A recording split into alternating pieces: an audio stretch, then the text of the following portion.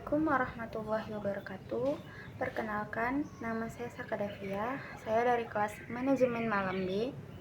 Pada mata kuliah Bahasa Indonesia kali ini, saya akan menganalisis tentang kesalahan berbicara dalam berbahasa. Sebelum itu, mari kita lihat video berikut ini. Abang kerja abang di rumah apa? Ngapain aja? Ya, itu Silakan aja. iya.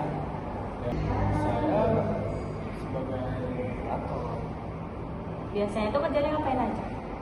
ya namanya kerja lagi ya kayak di kendaraan, kayak buat surat, cuman saya sih dominannya di mesin. Oh, di mesin. Biasanya kalau misalnya kayak gitu PT mana aja yang biasanya kalian tanganin? Ya kayak semacam Bimani, BTN, BTI, BSI. Cuman ya kadang juga dari Depak, Departemen Agama pun masuk. Biasanya paling sedikit berapa ring? Kalau sedikitnya kita katakan itu sedikitnya paling sedikit itu 10.000. Sedikit itu 10.000. Kalau misalnya harganya gitu, biasanya berapa? Kalau misalnya kayak ambil satuan, ambil kayak banyak gitu.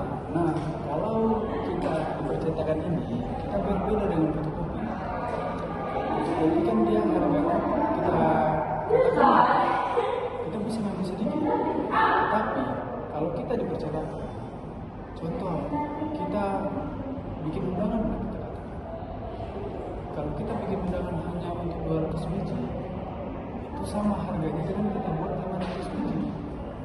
Tetapi kalau lebih dari 500 atau sampai 1.000 mau atau 2.000 mau lebih lah, itu harga pasti bisa lebih murah ketimbang kita nanti kita buat itu cuma sekitar 200 biji. Karena kalau kita buat 200 biji itu kita kena cas.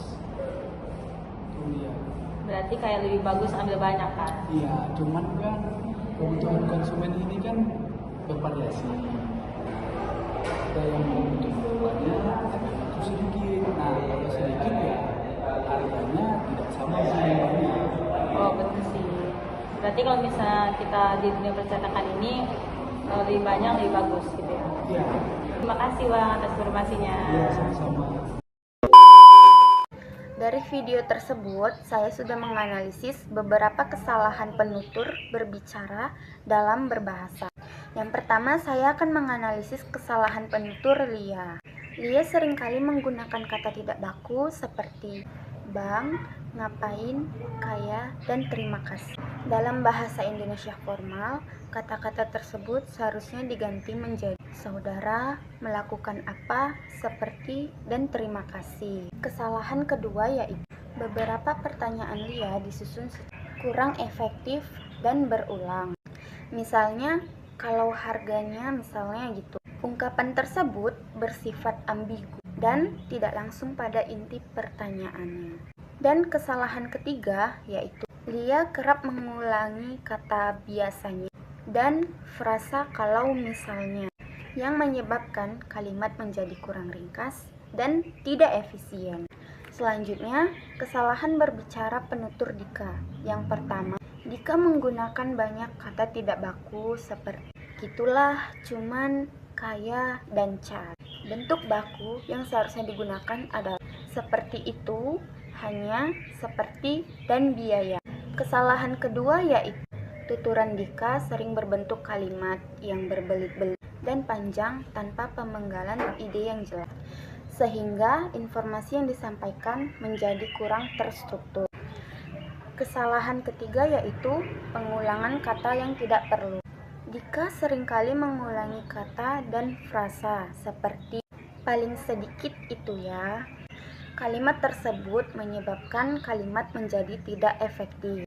Kesalahan keempat yaitu penggunaan istilah satuan seperti pieces, biji, dan rim. Kata tersebut digunakan secara bergantian tanpa penjelasan yang jelas, sehingga berpotensi menimbulkan ambiguitas.